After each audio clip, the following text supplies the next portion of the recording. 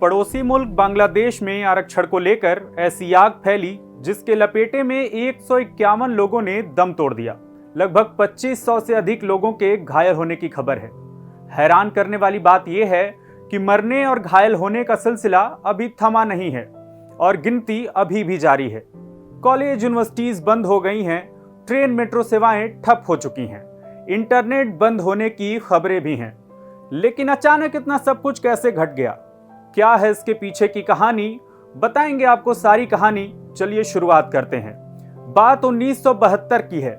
बांग्लादेश को पाकिस्तान से अलग हुए कुछ ही समय हुआ था, तभी बांग्लादेश में रिजर्वेशन कोटा प्रणाली शुरू की गई थी। तब से इसमें कई बदलाव किए गए। इस प्रणाली में विभिन्न समूहों के लिए 56% सरकारी नौकरियां आरक्षित थीं, लेकिन इसमें अधिकांश कोटा स्वतंत्रता सेनानी के परिवारों को ही मिलता था। ये वो सेनानी थे जो पाकिस्तान के खिलाफ बांग्लादेश विभाजन के समर्थन में लड़ाई लड़ रहे थे। इस कोटा प्रणाली के तहत 1971 में पाकिस्तान के खिलाफ देश की आजादी की लड़ाई में लड़ने वाले नायकों के परिजनों को 30% आरक्षण दिया गया था। इसका काफी विरोध किया जाने लगा और इसे देखते हुए 2018 में इसे समाप्त कर दिया गया। बांग्लादेश में विरोध प्रदर्शन पिछले महीने तब शुरू हुए जब वहां के उच्च न्यायालय ने इस कोटा प्रणाली को पुनः लागू कर दिया। इस पर वहां फिर से आंदोलन शुरू हो गया। आंदोलनकारी बांग्लादेश में कोटा प्रणाली को समाप्त करने की मांग कर रहे हैं। उनका मानना है कि कोटा प्रणाली भेदभावपूर्ण है और वर्तमान प्रधानमंत्री शेख हसीना के समर्थकों को लाभ पहुंचाती है। बता दें कि हसीना की आवामी लीग पार्टी ने ही बांग्लादेश की स्वतंत्रता आंदोलन का नेतृत्व किया था। आंदोलनकारी चाहते हैं कि अब योग्यता आधारित रिजर्वेशन प्रणाली हो। दूसरी तरफ प्रधानमंत्री हसीना ने किसी भी मांग को स्वीकार करने से इनकार करते हुए प्रदर्शनकारियों को रजाकार कहा है, जो एक अपमानजनक शब्द है। इसका प्रयोग उन लोगों के लिए किया जाता है जिन्होंने 1971 में पाकिस्तानी सेना के साथ सहयोग करके देश के साथ विश्वासघात किया था।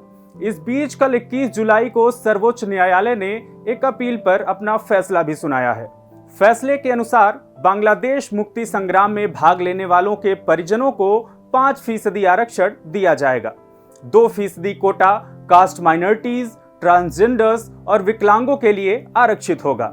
यानी अब 93% सरकारी नौकरियां योग्यता के आधार पर आवंटित की जाएंगी।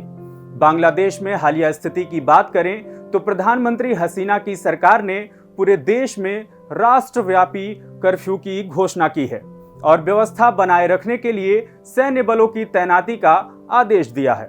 इस मामले पर भारत ने क्या कदम उठाए हैं, आइए जान लेते हैं। 21 जुलाई को विदेश मंत्रालय द्वारा जारी किए गए अपडेट के अनुसार अब तक कुल 4500 भारतीय स्वदेश वापस लौट चुके हैं।